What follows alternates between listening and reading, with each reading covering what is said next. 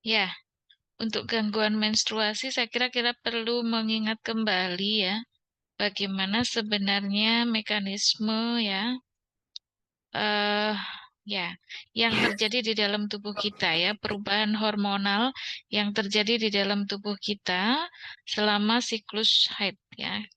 Kita perempuan ini ya, yang laki-laki karena nggak mengalami. Ya, jadi pada saat pertama kali hari pertama menstruasi itu terlihat di sisi yang paling ini tanggal ini ya 0246 ini adalah tanggal dihitung dari hari pertama menstruasi ya. Hari pertama menstruasi itu semua kadar hormon kita itu berada pada posisi yang rendah gitu ya. Estrogen, progesteron begitu ya. Semuanya rendah, hanya FSH saja yang sedikit meninggi gitu ya, karena otomatis ya ketika estrogen progesteron rendah maka otomatis dia akan memberikan feedback negatif kepada hipotalamus untuk menghasilkan GRH dan memicu hipofisis untuk menghasilkan FSH. Jadi FSH agak naik ya, agak naik, malah justru agak naik. Untuk apa peningkatan FSH dan ini ya LH ini, FSH dan LH ini meskipun LH-nya meningkat belakangan ya. Untuk apa peningkatan FSH ini? Peningkatan FSH ini secara fisiologis digunakan ya untuk membesarkan folikel ya. Jadi setiap periode menstruasi akan ada satu folikel yang kemudian dimatangkan gitu ya, dibesarkan, dikembangkan oleh FSH ini ya. Kemudian hingga pada masa di mana folikel ini benar-benar siap matang, maka pematangannya itu dilakukan oleh LH. Ya, FSH akan memicu eh, dikeluarkannya LH sehingga kemudian eh, akibat penurunan apa? Karena LH-nya naik gitu ya untuk perkembangan folikel ini dan itu sampai matang. Setelah itu LH turun. Begitu ovum itu matang, LH-nya turun. Penurunan LH ini menyebabkan lepasnya ovum ya dari folikel. Jadi ovumnya lepas menjadi sel telur yang nanti akan siap untuk bertemu dengan sperma gitu ya. Nah, proses ini ya proses pembesaran dan pematangan folikel ini adalah fase folikuler. Ini butuh waktu ya tergantung dari masa menstruasinya berapa hari ya. Tetapi setelah itu ya, jadi berapa lama ini adalah masa menstruasi dikurangi 14 hari. Kalau yang punya siklus menstruasi 35 hari, ya 30 hari katakanlah ya, berarti 30 dikurangi 14. Fase folikulernya akan selama 16 hari. Kalau masa eh, menstruasinya 40 hari, berarti fase folikulernya adalah 40 dikurangi 14 gitu ya. Kemudian setelah ovum matang, maka yang terjadi setelah itu adalah tinggal degradasi dari korpus luteum ya. Lepasnya folikel ya, folikel melepaskan ovum, setelah itu yang tersisa adalah korpus ya. Korpus luteum ya yang kemudian mengalami degradasi sampai menjadi korpus albikan.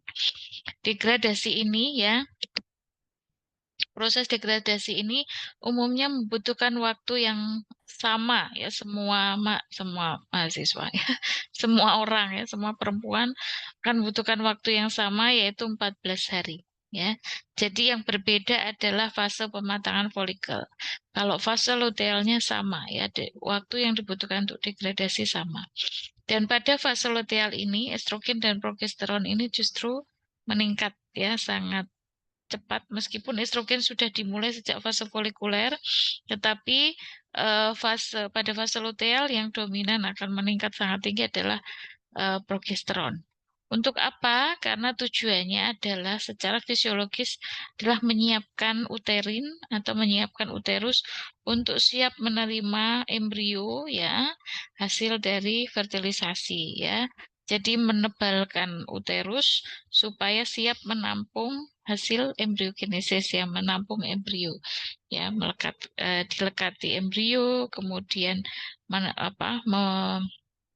menyimpan embrio selama masa kehamilan. Tetapi ketika tidak terjadi kehamilan, ya, ketika tidak terjadi kehamilan, maka yang akan terjadi adalah penurunan estrogen dan progesteron yang signifikan, ya.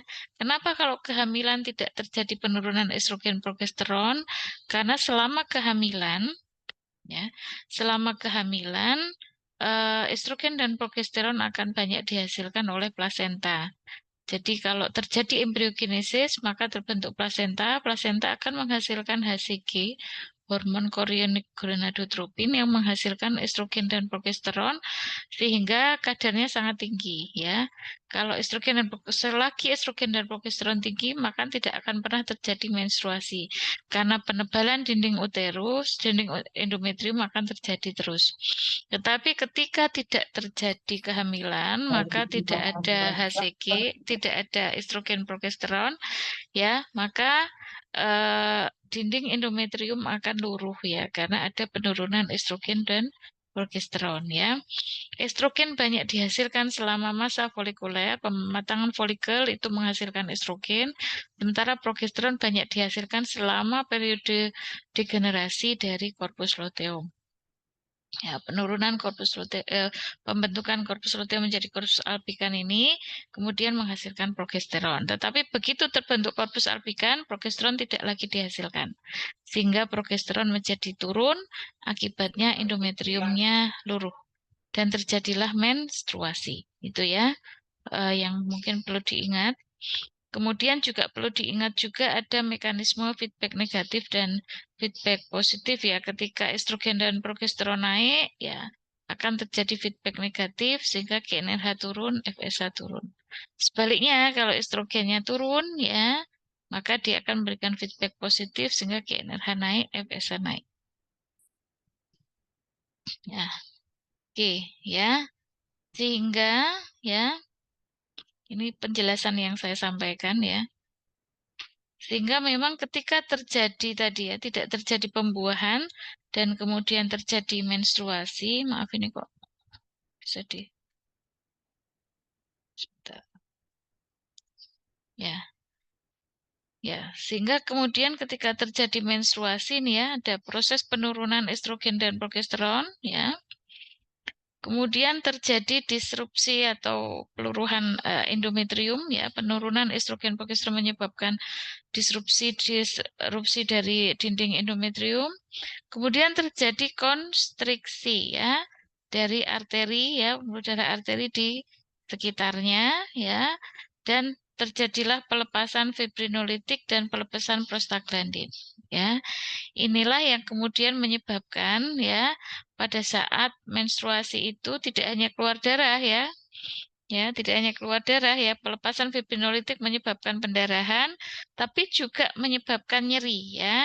Ini menyebabkan bleeding, yang pelepasan prostaglandin menyebabkan nyeri, ya, pain, ya. Makanya pada saat menstruasi wajar, ya, kalau kemudian terjadi pendarahan akibat pelepasan fibrinolitik, ya, dan terjadi nyeri karena ada pelepasan prostaglandin. Ya, pelepasan prostaglandin sendiri ini bisa menghambat pembentukan platelet, ya, dan menurunkan vasokonstriksi yang semakin memperbanyak terjadinya menstruasi, ya, terjadinya bleeding pada saat menstruasi.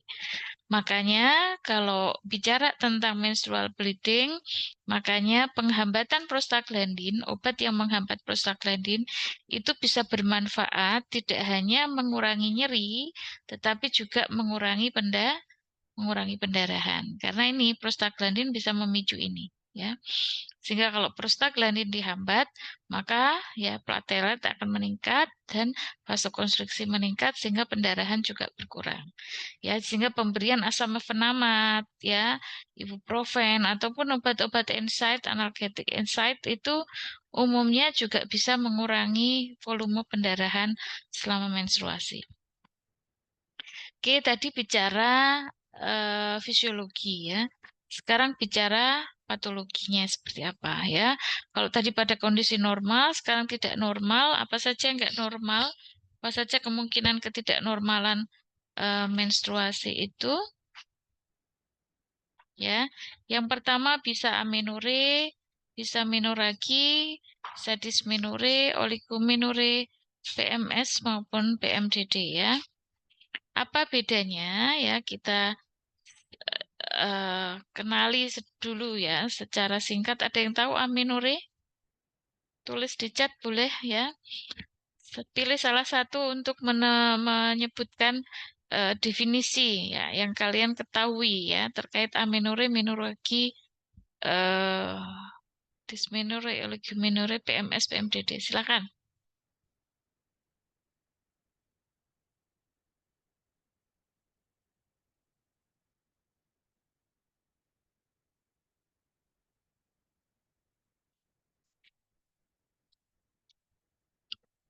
Tuliskan pilih salah satu aja ini bisa bisa tambah nilai juga. Pilih salah satu aja kalian. Sebutkan. Ini baru Mbak Oktri yang isi. Yuk, yang lain.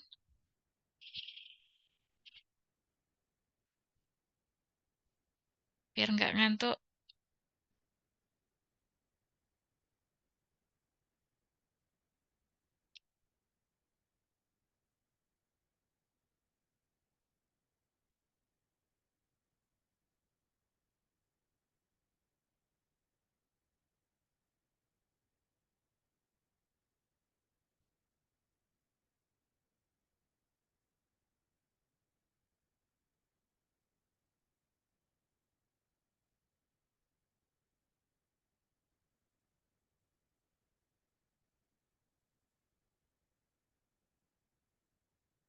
Ada 14 orang.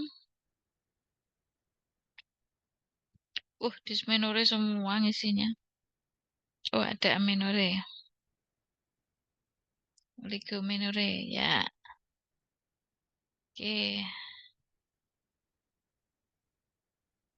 Ya, oke. Bagus. Sudah ada sekitar 20-an orang yang menjawab ya. Ya, betul ya. Semua betul kok ini jawabnya. Yang pertama amenore ya. Amenore itu A. A itu kan tidak ya. Maknanya tidak ya. Berarti tidak mens ya. Mudahnya menghafal begitu ya. Mudahnya mengingat ya. Nanti penjelasan lebih detail saya jelaskan lagi. Yang kedua ya menorargi ya. Menoragi itu ya ragi. Ingat kalau hemoragi itu adalah pendarahan ya kan? Hemoragi pendarahan. Berarti menoragi ya pendarahan pada saat menstruasi. Menstruasi kan memang berdarah. Maksudnya berarti melebihi biasanya gitu ya. Pendarahan selama menstruasi yang lebih banyak daripada biasanya gitu ya. Kemudian dis itu adalah disfungsi. Ya, disfungsi itu artinya berarti ada mungkin yang biasanya bisa jalan jadi tidak bisa jalan, yang bisa biasanya. Nah, artinya ada gangguan gitu ya, ada gangguan. Berarti dysmenorrhea itu ada gangguan atau ada rasa sakit gitu ya selama menstruasi gitu ya. Kemudian oligomenorrhea. Ya, oligo kan artinya sedikit gitu ya. Berarti menstruasi yang lebih sedikit dari biasanya ya. Kemudian premenstrual syndrome. Pre sebelum mens ya mens ya. Sindrom kumpulan simptom. Artinya premenstrual syndrome itu adalah gangguan atau kumpulan gejala-gejala yang muncul sebelum menstruasi. Kemudian PMDD ya, premenstrual dysphoric disorder, ini gangguan premenstrual yang sifatnya lebih severe ya, lebih parah dan umumnya mengenai aspek psikologis dan sosial ya, tidak hanya fisik tetapi juga psikis dan sosial.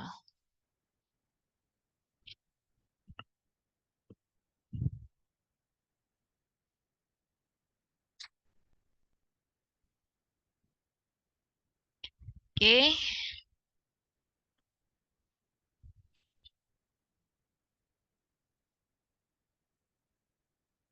lanjut. Ntar kok ini kok agak macet-macet ya enternya ya. Secara umum ya, pada gangguan menstruasi ini, terapi ini bertujuan untuk menjaga supaya selama menstruasi itu tidak terjadi penurunan kualitas hidup, kemudian efek negatif pada kesehatan reproduksi juga tidak terjadi, dan yang terakhir ya tidak ada komplikasi ya, tidak ada komplikasi. Jadi harapannya meskipun seseorang itu mengalami menstruasi, ya yang tadinya yang jadwalnya praktikum ya tetap bisa praktikum ya, yang jadwalnya ujian bisa tetap ujian. Kemudian harapannya tidak punya efek negatif pada kesehatan reproduksi, artinya bahwa kalian nanti saat menikah, ingin punya anak, itu ya tetap bisa punya anak dengan mudah gitu ya. Kemudian yang terakhir tidak ada efek samping yang merugikan seperti ya kalau misalnya ada komplikasi dan sebagainya. Jadi gangguan menstruasi itu sebenarnya umum gitu ya, tetapi harapannya tadi tidak menurunkan kualitas hidup, tidak mengganggu fungsi reproduksi dan tidak menimbulkan komplikasi yang lain gitu ya. Kemudian ini ya kita masuk ke topik amenorrhea ya. Untuk topik amenorrhea, ini ada dua macam amenorrhea, yaitu ada yang primer, ada yang sekunder. Primer itu artinya memang dia tidak mengalami menstruasi gitu ya. Tidak mengalami menstruasi selama selama dia hidup gitu ya, sama hidup sampai di usia sekitar 14 tahun ya. Jadi kalau di rata-rata itu normalnya misal seseorang itu sudah mengalami menstruasi setua-tuanya gitu ya. Selambat-lambatnya adalah usia 14 tahun. Jadi kalau usia 14 tahun kok belum mens itu sudah bisa masuk kategori amenorrhea, artinya perlu diperiksa lebih lanjut gitu ya. Kemudian untuk secondary eh, amenorrhea itu kalau seseorang tuh sebenarnya sebelumnya sudah menstruasi normal, tetapi kemudian mengalami berhenti menstruasi selama paling tidak itu 6 bulan atau 3 kali siklus. Misalnya dia biasanya siklusnya sebulan sekali. Kalau dia tidak menstruasi selama 3 bulan, berarti dia sudah bisa disebut amenorrhea sekunder.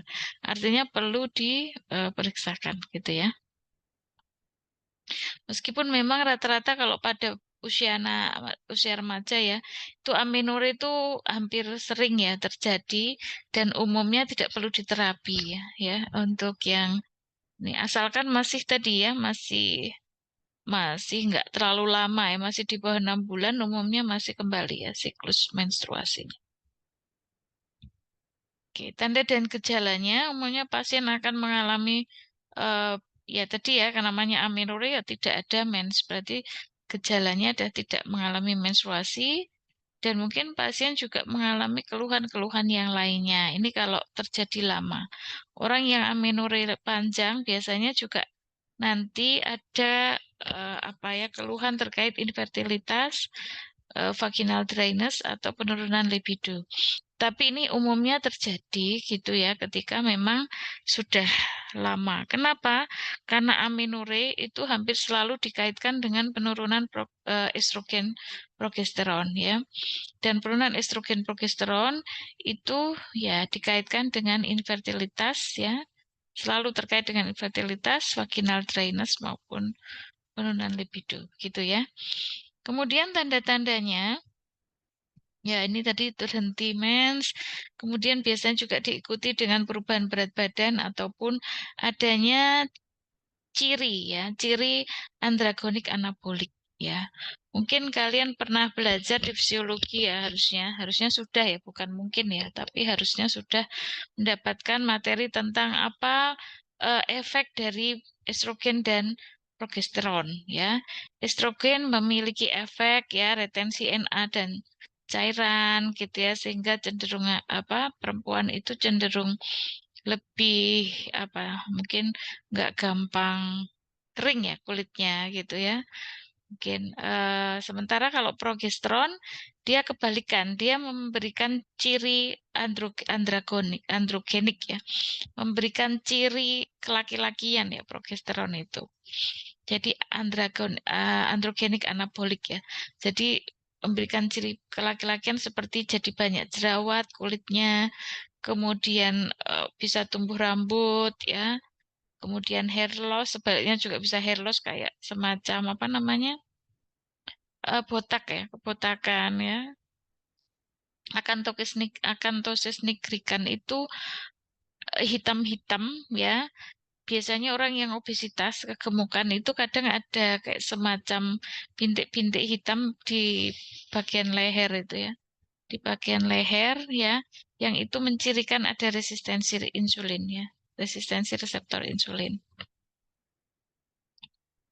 Ya, jadi pedoman umum terapinya secara umum identifikasi apa sih sebenarnya penyebab amenorenya, sehingga kemudian pemberian obat mestinya didasarkan atas apa sih yang menyebabkan gitu ya.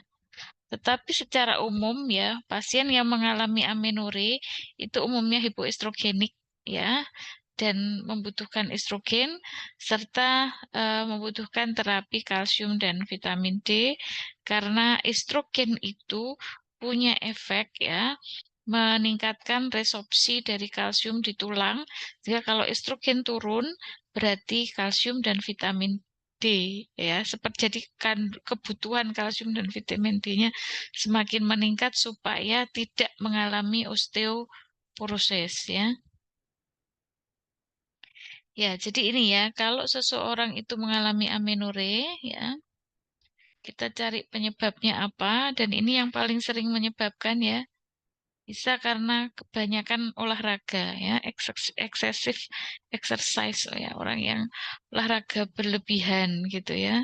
Ada orang yang karena hiperprolaktinemia, ini biasanya kongenital, ya, apa namanya, penyakit yang sebenarnya tidak bisa dicegah ya.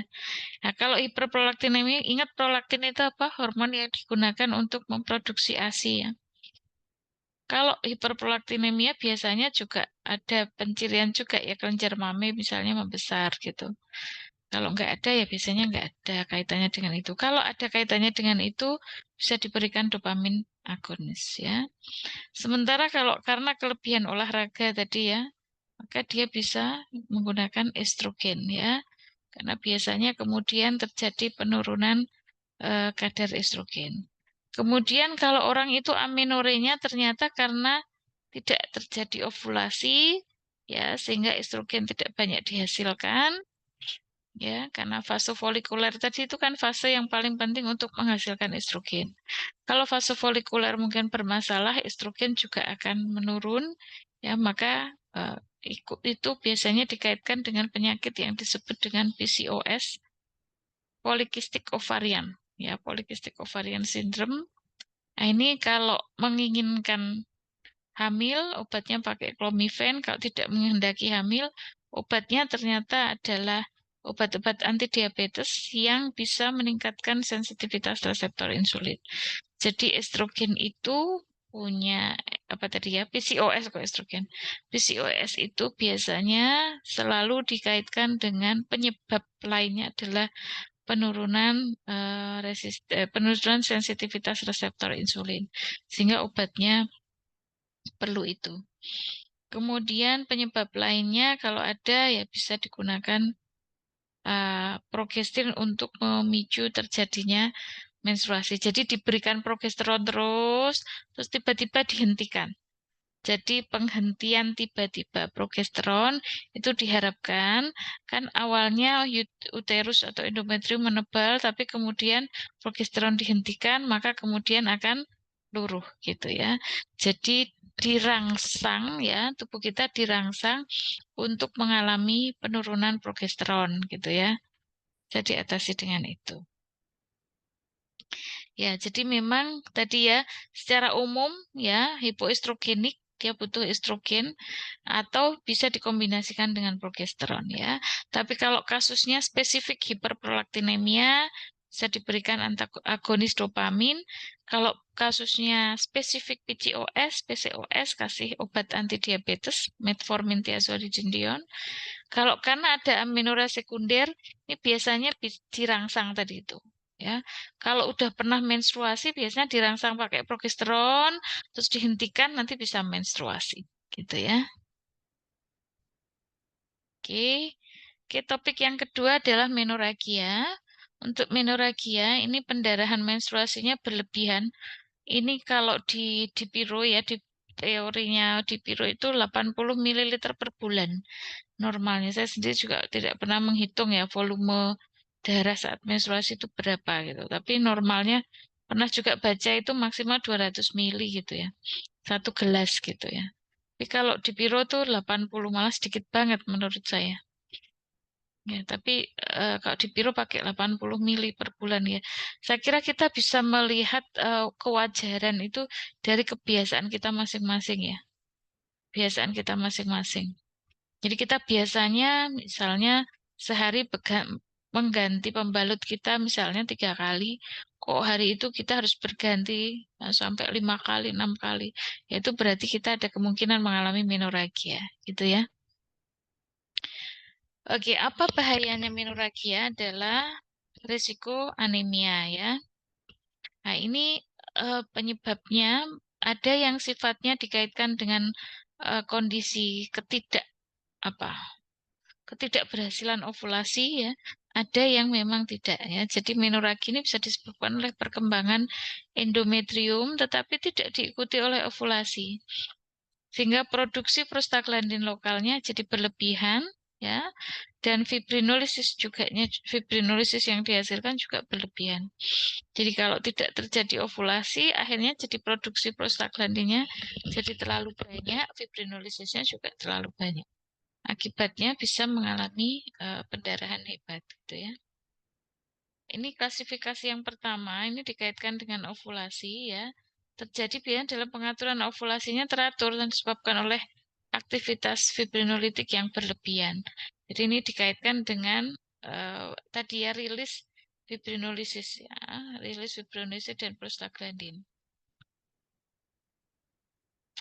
Lalu apa obatnya? Obatnya ya bisa kalau pendarahan itu bisa dengan menggunakan obat-obat eh, turunan progesteron ya, contohnya levonorgestrel ya, obat-obat turunan progesteron. Kemudian bisa juga dengan obat penghenti pendarahan dengan asam tranexamat atau bisa menggunakan NSAID atau kenapa NSAID? Karena NSAID itu adalah anti prostaglandin ya, obat yang bisa menghambat prostaglandin. Atau ini juga sama ya oral progestin, ya, levonorgestrel mirip ya. Atau kombinasi estrogen progesteron ya untuk menormalkan hormon di dalam tubuh ya. Jadi itu obatnya. Ini dosisnya silakan bisa dilihat ya. Jadi ini algoritma yang disusun oleh Dipiro ya. Tadi intinya kalau pasien itu mengalami menorragi, kita bisa tanyakan apakah pasien butuh kontrasepsi atau tidak. Kalau pasiennya remaja ya nggak butuh kontrasepsi ya mestinya. Kita bisa mulai dengan insight terlebih dahulu ya. Jadi kalau efektif ya udah lanjutkan pakai insight. Kalau nggak efektif baru pakai progesteron ya. Kemudian kalau nggak efektif lagi pakai progesteron ya pakai kombinasi estrogen progesteron ya ini. Tetapi kalau pasiennya misalnya sudah punya anak gitu ya dan malah kebetulan pas memang pengen kontrasepsi ya sekalian aja pakai kontrasepsi karena dengan menggunakan kontrasepsi menorraginya juga bisa berkurang, bisa teratasi ya.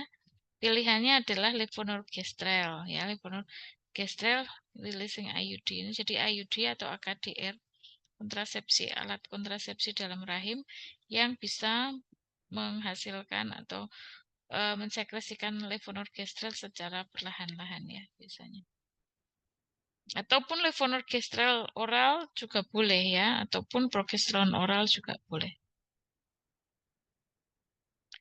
Ya, yang kedua adalah menorragi akibat uh, problem anovulatory. Kalau tadi karena ovulasi nanti tidak ovulasi. Ini biasanya problemnya adalah apa ya? Uh, ini sebenarnya kasusnya jarang ya. Biasanya berhubungan dengan menstruasi yang tidak teratur. Awalnya karena tidak adanya progesteron, sehingga proliferasi endometrium tidak terkendali dan ada penurunan destruksi endometrium akhirnya tidak terjadi. Akibatnya hiperplasia endometrium ini berkembang sampai menyebabkan terjadinya kerusakan endometrium. Ya, akhirnya ya stimulasi kondisi ini bisa menyebabkan stimulasi estrogen pada endometrium yang tidak dilawan dan tidak diatur oleh progesteron. Jadi akhirnya malah tidak terkendali gitu ya. Kalau kalau ada ovulasi itu mungkin masih bisa dikendalikan dengan progesteron ya. Bisa diatur ya. Siklus kadar progesteron itu bisa membantu mengatur seberapa banyak ya kemudian destruksi dari endometrium.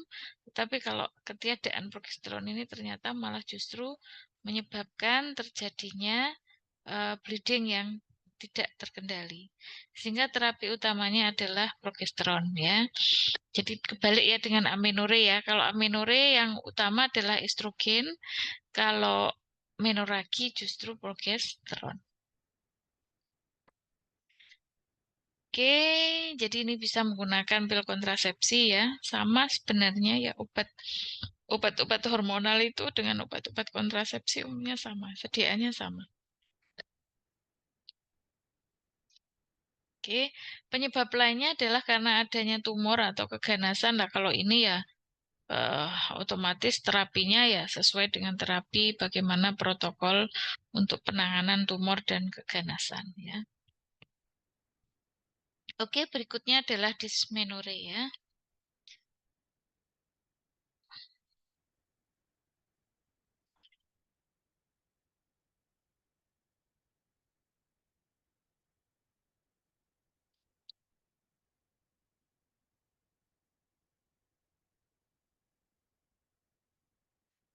Oke ya, dysmenorrhea.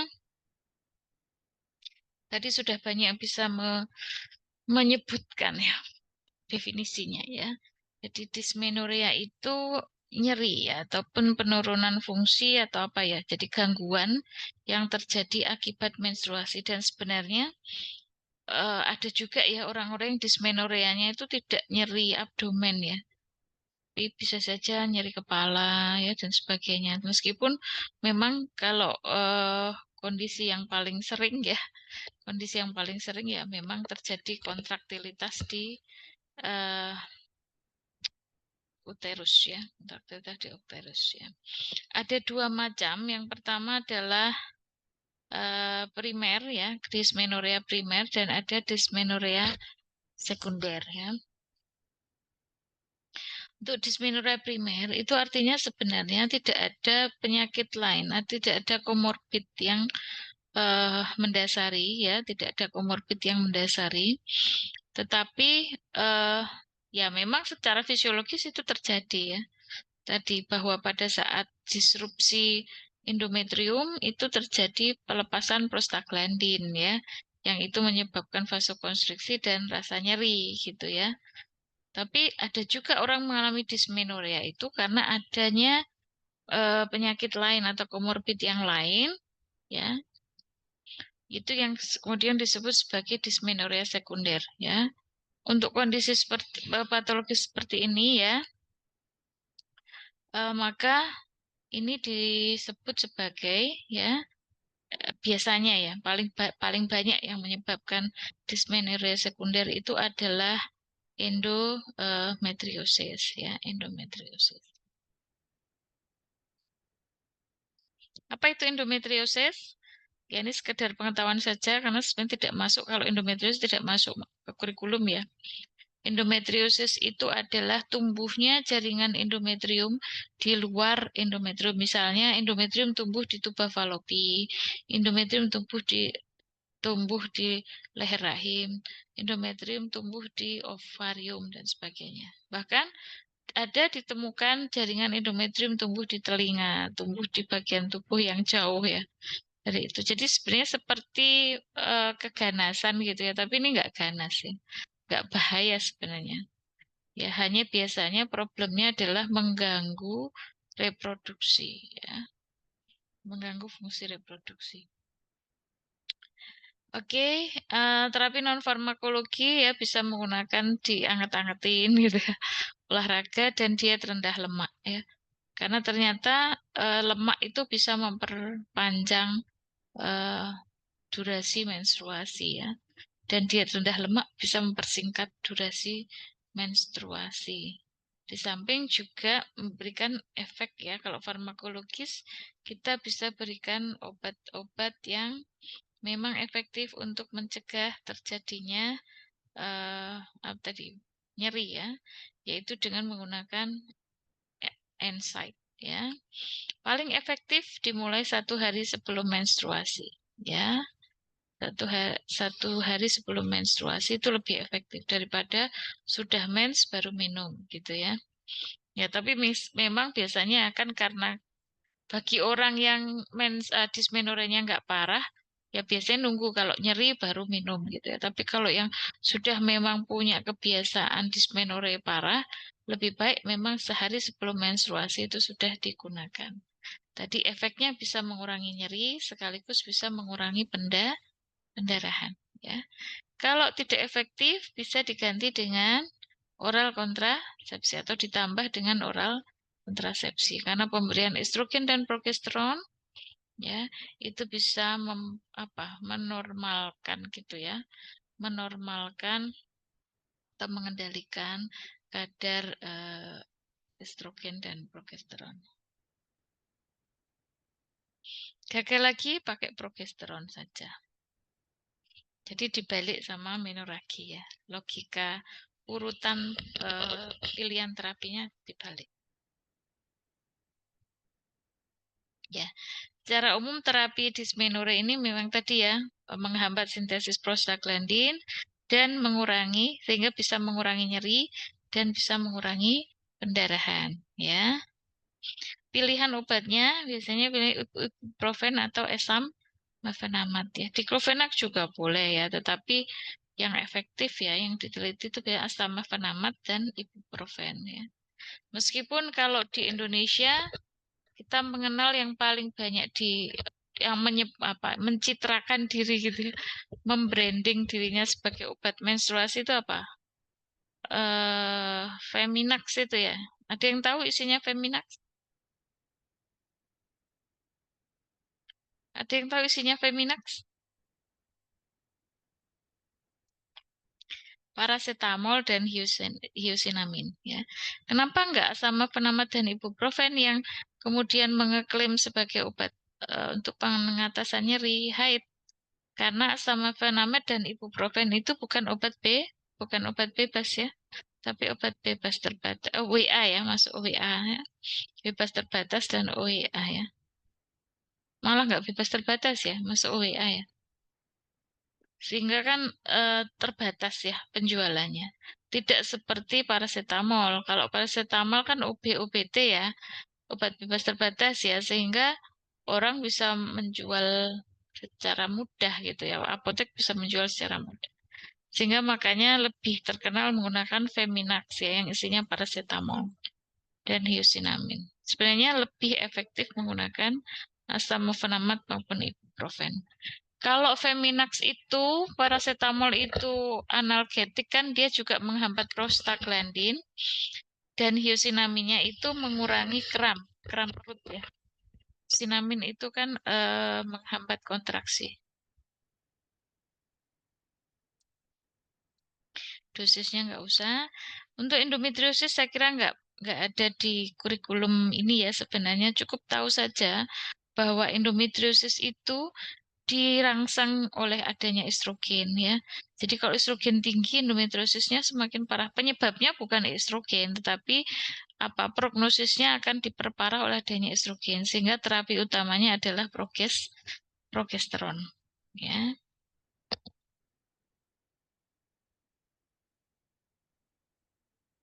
oke.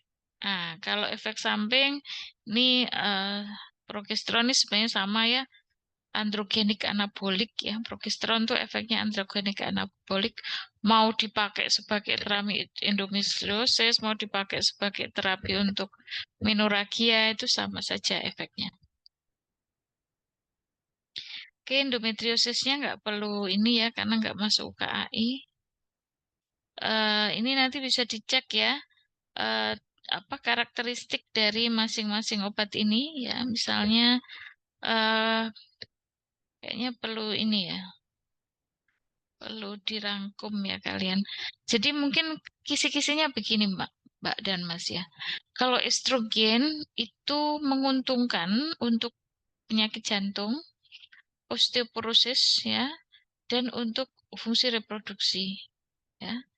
Artinya tetap cantik, tetap gitu ya, tidak terjadi vaginal dryness dan sebagainya. Tapi kalau progesteron itu keuntungannya itu bisa digunakan pada menyusui, ibu menyusui. Sementara ya itu kelebihannya. Kekurangannya kalau estrogen itu ada resiko memicu cancer ya, memicu CA payudara misalnya ya, dan batu empedu ya. Sementara kalau progesteron itu punya efek negatifnya itu androgenik anabolik tadi ya. Jadi kulitnya kasar ya, seperti laki-laki ya. Kemudian apa jerawatan ya, gemuk ya, itu progesteron. Makanya sebenarnya eh, amannya ya kombinasi ya estrogen dan progesteron penggunaan. Kalau untuk kontrasepsi kan bisa milih ya. Tapi kalau untuk obat ya tadi tergantung ya. Kalau amenore harusnya memang estrogen ya yang dominan meskipun kombinasi ya bisa gitu ya. Kemudian untuk menoragi malah justru progesteron ya. Kalau endometriosis progesteron gitu ya obatnya. Nah, itu eh, tergantung dari kondisi dari pasien masing-masing. Kemudian gangguan menstruasi berikutnya adalah premenstrual syndrome dan premenstrual dysphoric disorder ya. Jadi PMS itu kumpulan gejala dan ini kalau ditanya tuh mungkin 100 orang itu bisa 100 gejala ya. Gejalanya macam-macam banget ya. Ada yang sifatnya fisikal, ada yang psychological, bahkan ada yang sosial ya. Diperkirakan ya ini sekitar 75% ya perempuan itu mengalami PMS. Meskipun yang mengalami tingkat keparahan seperti menjadi PMDD itu hanya sekitar 3 hingga 8% saja. Oke, ya untuk terapi non-farmakologi, life interventionnya itu bisa meminimalkan pemberian kafein. Ya, kafein itu semakin meningkatkan rasa nyeri, ya. Kemudian penggunaan gula, ya. Kemudian garam, ya. Dan kita bisa mencegahnya dengan meningkatkan olahraga. Jadi orang yang biasanya ini banyak bukti ini evidence orang yang memiliki PMS hebat atau dysmenorrhea hebat itu biasanya kalau dia exercise atau olahraga menjelang menstruasi itu bisa mengurangi intensitasnya. Kemudian vitamin dan mineral yang efektif itu adalah vitamin B6, kemudian kalsium dan vitamin E juga efektif untuk kalau keluhannya kaitannya dengan mastitis ya. Dan nyeri pada payudara itu vitamin E efektif ya.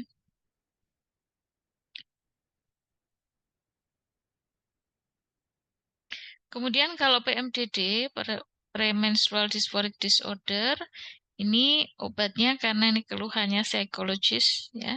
Obatnya adalah obat-obat SSRI ya. Selective serotonin reuptake inhibitor ya, bisa pakai citalopram ya, fluoxetine, sertralin dan sebagainya. Atau alternatifnya juga bisa menggunakan obat-obat antidepresan ya.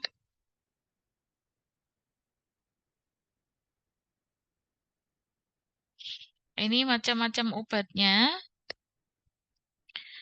yang bisa digunakan ya. Ini menyimpulkan dari tadi ya, menyimpulkan dari keseluruhan materi tadi, dari sisi farmakologi klinik obatnya ya.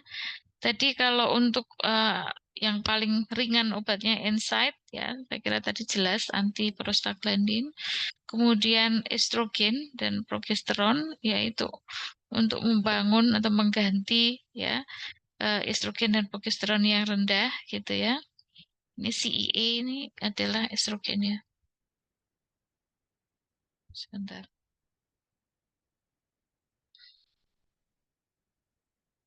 Hmm.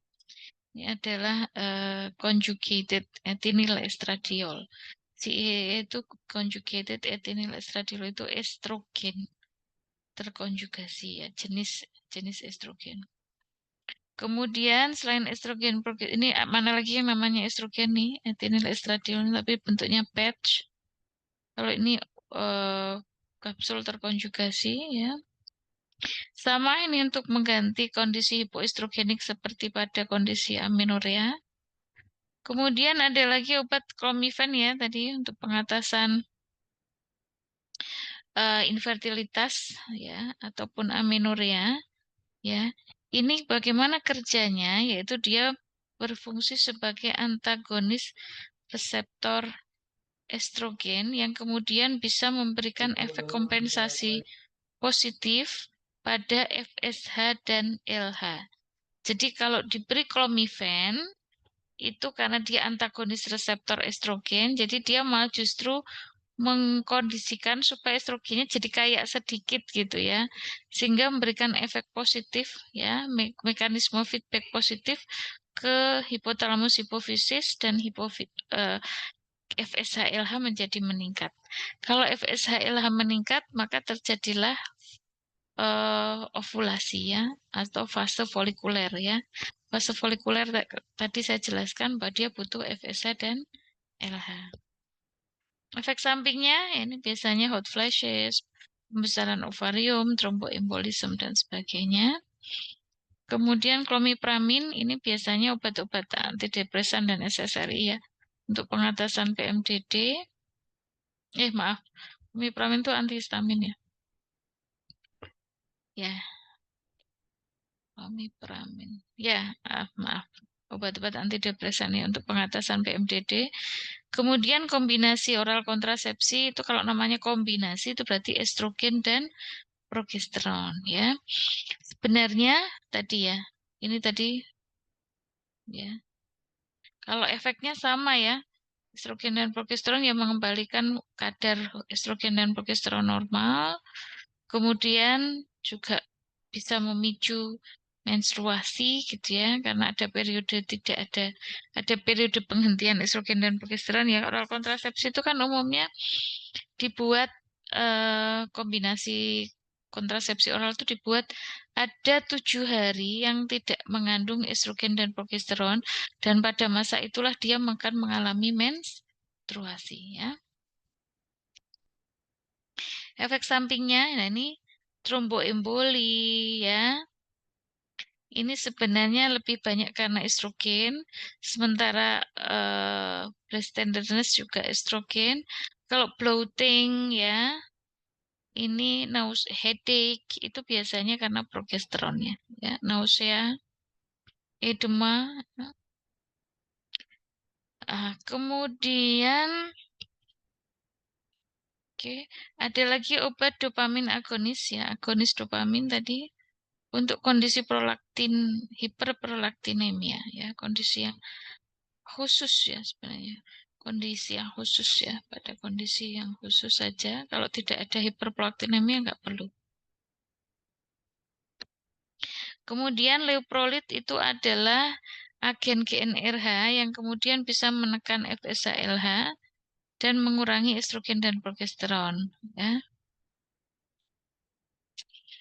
Kemudian ada levonorgestrel containing IUD, ini artinya IUD yang bisa melepaskan atau menghasilkan levonorgestrel, jadi efeknya sama dengan progesteron. Levonorgestrel MPA ini adalah progesteron. Metformin untuk apa tadi? Masih ingat? Untuk pengatasan PCOS ya. PCOS apa? Polycystic Ovarian Syndrome ya. Kemudian Insight ini untuk dysmenorrhea dan untuk menorrhagia, SSRI untuk PMDD, thiazolidinedione untuk PCOS ya. Kemudian venlafaxine ini juga untuk PMDD ya. Ya, ada pertanyaan silakan.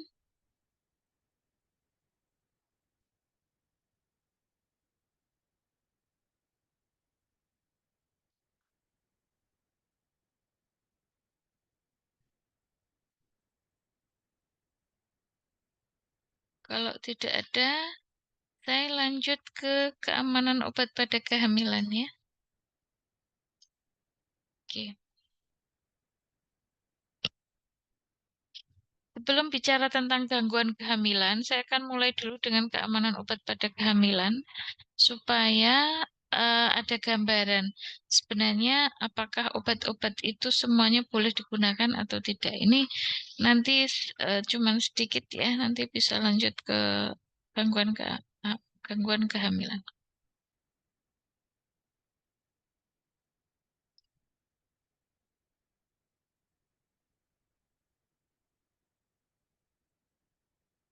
Bentar.